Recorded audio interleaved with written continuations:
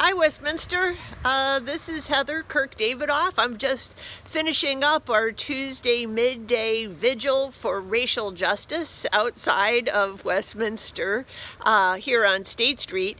And I'm thinking about our scripture for this coming Sunday. It's a passage from the Gospel of Matthew, again from the 22nd chapter towards the very end of the story of Jesus' life.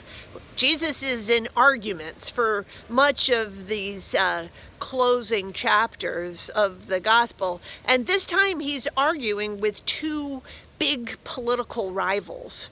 The two rivals have come together to ask him a question. And the question is, should we pay taxes to Caesar?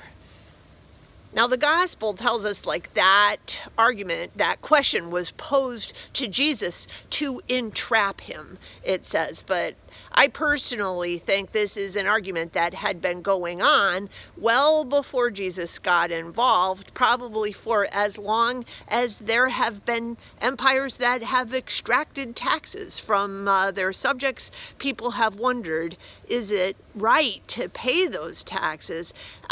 Should people of faith resist political oppression, or should they comply with the laws of the time, the day?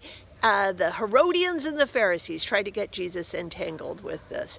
I have been thinking about whether Christians should get entangled with political decisions.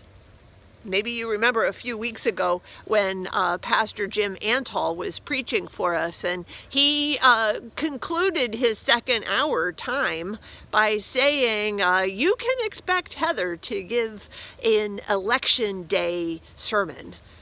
This was news to me. I have never given an election day sermon. I've never preached about political candidates, and I've really never heard anybody do it.